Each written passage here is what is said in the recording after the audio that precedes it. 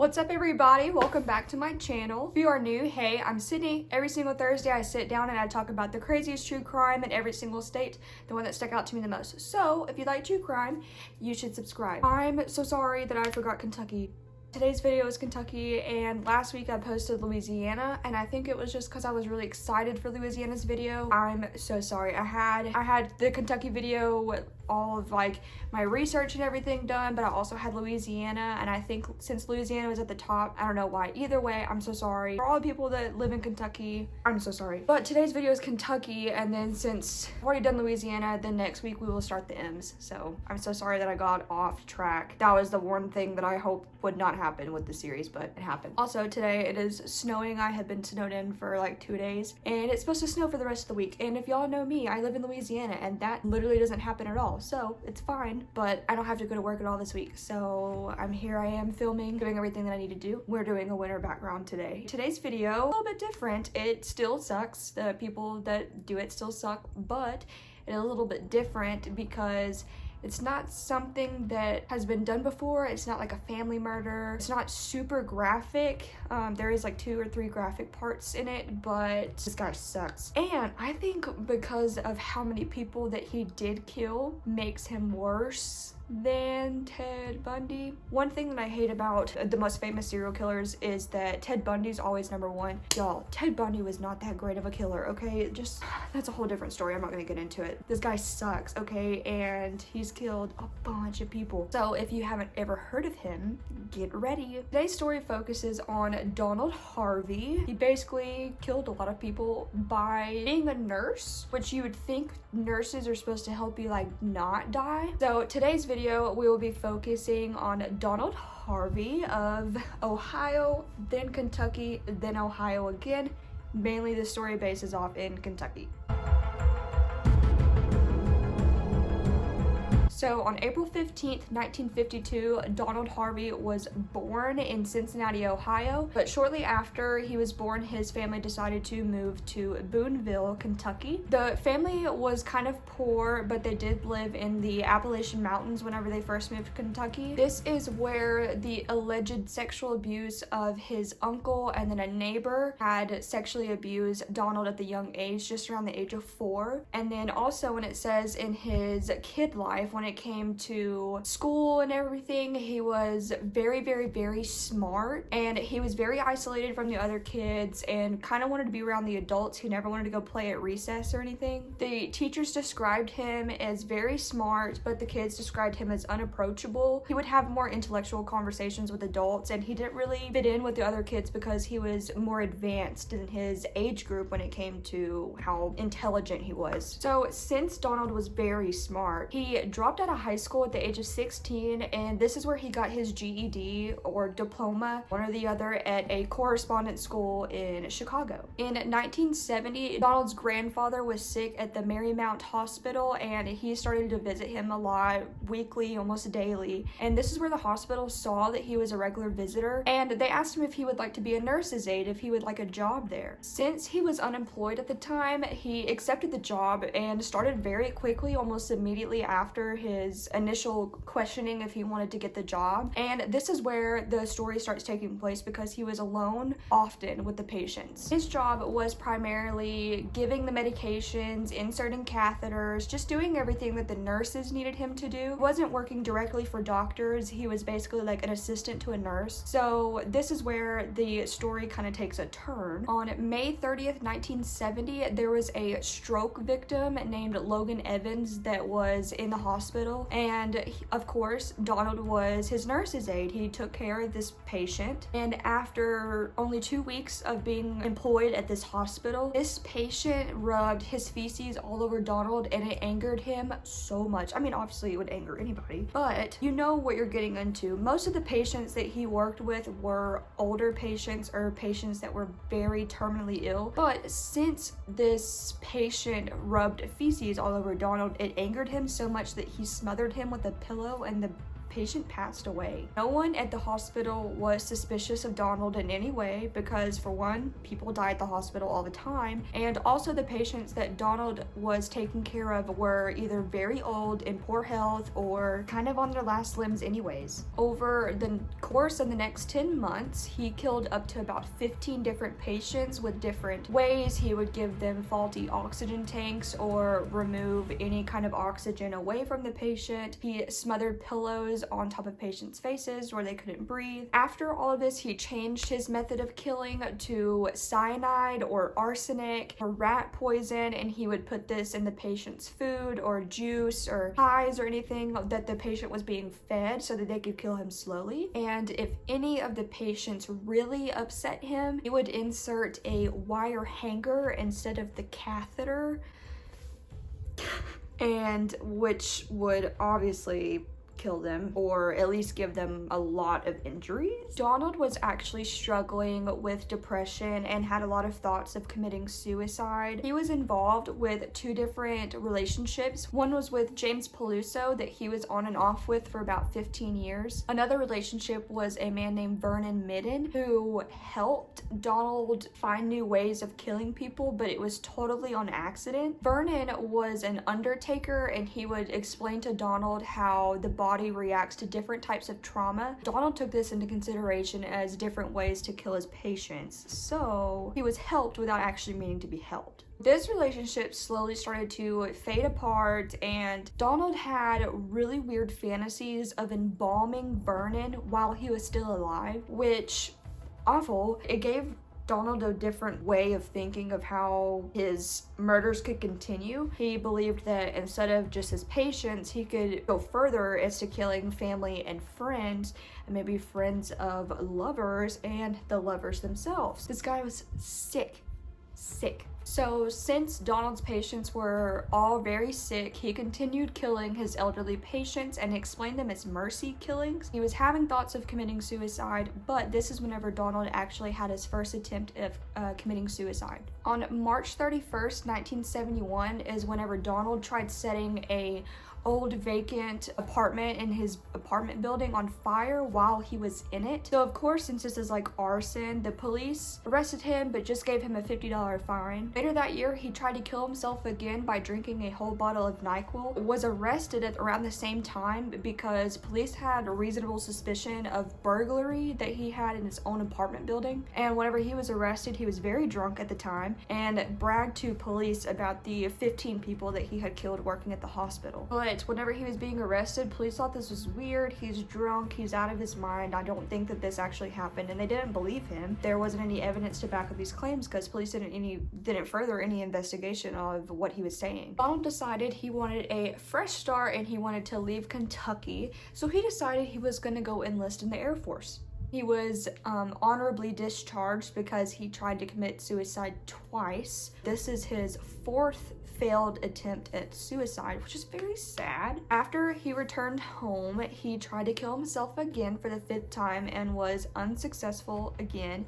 So he decided he was going to go check himself into a mental hospital. While he was at this mental hospital, he received 21 treatments of electroshock therapy and was released after 90 days. After being released from the hospital, he started a new job at the Cardinal Hill Hospital in Lexington, Kentucky, and in a later interview with police, he explained that there wasn't any killings at this hospital because after getting all of those treatments, he controlled his impulse to kill. In September of 1975, Donald decided he was going to move back to his hometown in Cincinnati, and this is where he started a new job at the VA hospital. It is alleged that he killed about 15 patients at this hospital with arsenic and rat poison and cyanide, everything in the victim's food like he had done before. Donald was in and out of relationships multiple times around the times that he was working in these hospitals, and one ex in particular, Doug Hill, he tried to kill by using arsenic in his food. Carl Howler was his 2nd victim. We're going to kind of be going forward for a second and then I will backtrack. Carl Howler was his 2nd victim. Carl and Donald were in a relationship and they were actually living together. Donald found out that Carl was sleeping with other men and cheating on him, and he was obviously obviously not having that. So he decided to put arsenic in his food over the course of the following days. So the next victim after Carl was Carl's female friend. It didn't say a name, but he decided that he was going to inject her with hepatitis B and also the AIDS virus. The AIDS virus did not work, it failed, and he just did it because he believed that she was always in their relationship and trying to get involved too much. Next was his neighbor Helen, which he believed just kind of pissed him off, so he decided that he was going to add arsenic to a jar of mayonnaise that she had. Whenever that didn't work, he baked her a pie full of arsenic, gave it to her, and this ultimately led in her death. January 1984 is whenever Carl and Donald had a big argument where Carl was trying to get Donald to move out of the apartment. He said it just wasn't working out and he didn't want to live with him anymore. So this made Donald feel really rejected and it hurt him a lot. So he decided he was going to try again by putting arsenic in his food, which again failed, but they didn't break up. Their relationship continued till 1986. Backtracking to an argument of April of 1983, Carl's parents and Donald were in a very heated argument, which resulted in Donald starting to continuously put arsenic in the parents' food. A few days after the first initial poisoning, Carl's father Henry was found in the hospital dead after suffering a stroke, but it was mainly because that Donald had went to see Henry in the hospital, and this is where Donald gave Henry a cup of pudding that was just full of arsenic, which killed him. So I don't know if it was the stroke or if it was the arsenic, or the arsenic led to the stroke which killed him. Donald tried to kill Carl's mother but failed, so it's starting to seem as if arsenic wasn't really doing the job, but that was Donald's favorite way of killing people, so he continued to do it. Between 1984 and 1985, Donald was responsible for 4 people's death outside of the hospital. In March of 1985, Donald was promoted to morgue supervisor. Love that for Donald. He loved it for himself too, but he was discharged from this job and asked to resign because a security officer found a gun in his bag. They never put this on Donald's record, so he had a clean record for future jobs. Pretty sure that should have been on record, but it's fine. In February of 1986, Donald started a new job at the Cincinnati Drake Memorial Hospital. He decided that he really liked being on the floor more than working in the morgue because he could decide if the patients could live or die, so he said that he could play God whenever it came to the situation. So between April of 1986 and March of 1987, it is said that Donald killed between 26 to 30 people at this hospital. So even though between 26 to 30 people, he also attempted to kill several more but was unsuccessful. John Powell is his last known victim because whenever he was getting his autopsy done, the person said that it had an overwhelming smell of cyanide, and then also it said that it came back that he had passed away due to cyanide. So because of this, the Cincinnati police started an investigation. So they started interviewing co-workers, family, friends, because Donald was the last person seen with John. They were given an option to take a lie detector test. Also, Donald was given the option to take a lie detector test, but the day that his was scheduled, he called in sick.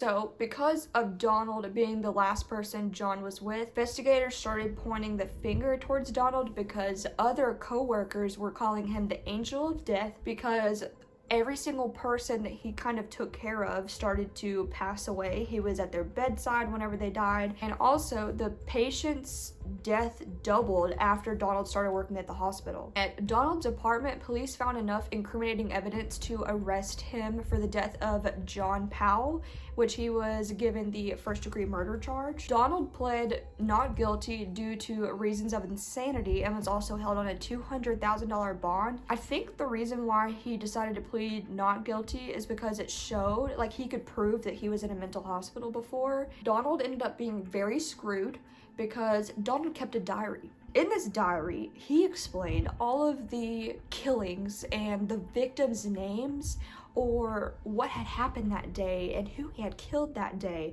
So investigators took in this diary as the main form of evidence, which Donald knew that he was screwed. Like, So stupid. Donald knew that if he went to trial and by pleading not guilty, he was gonna face the death sentence because of the dozens of people that he killed. So he decided that he was going to take a plea bargain by saying that he was guilty so he could have a life sentence instead of the death penalty. Starting on August 11th, 1987, and the following days afterwards, Donald confessed to killing over 70 different people. When investigators researched these claims, it came out to be about 25 counts of aggravated murder in the first degree, in which he was given 4 consecutive 20-year sentences. In February of 1988, Donald confessed to 17 more murders that happened in Cincinnati, and then also 12 other murders that happened in Kentucky. And because of this, he was sentenced to 8 full life terms along with an additional 20 years. However, when he pled guilty, it only resulted in 37 people, because that is all that the investigators could prove.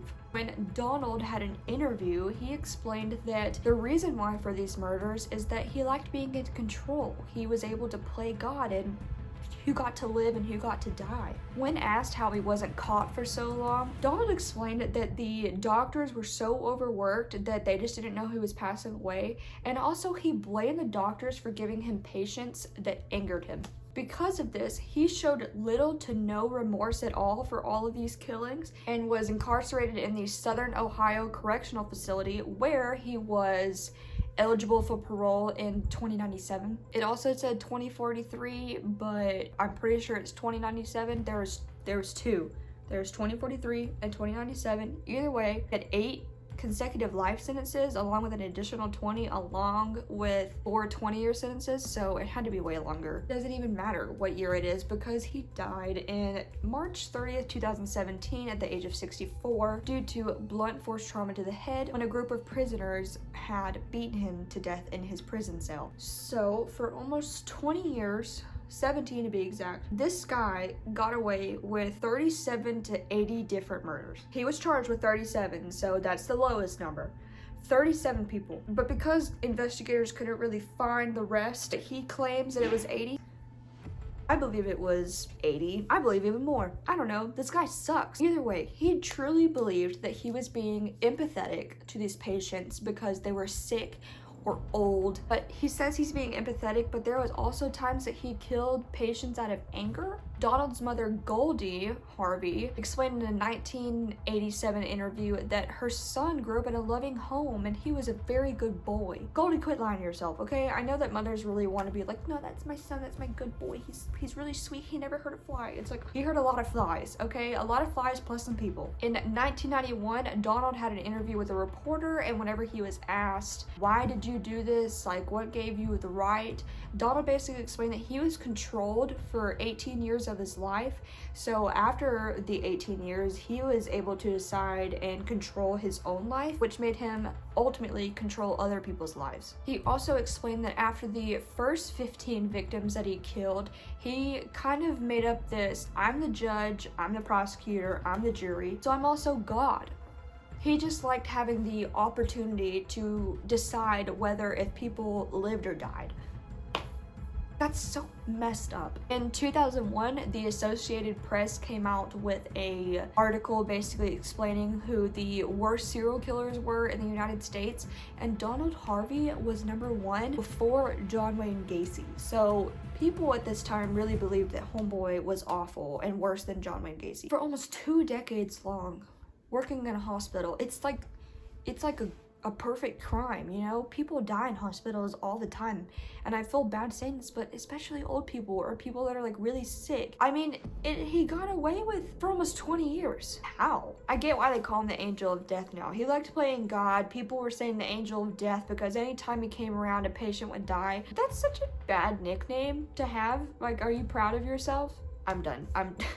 I'm done trying to justify Homeboy and his mercy killings. I hope you guys enjoyed today's video. Again, I'm so sorry for Kentucky. I'm so sorry, Kentucky. I was just really excited for Louisiana's video because it was my home state. So if you haven't checked out Louisiana's video, it was last Thursday, go check out that video. I hope you guys enjoyed today's video. If you did, make sure you like and subscribe and tell your friends. And yeah, I love you guys and appreciate y'all so much, and I will see you guys next Thursday. Bye.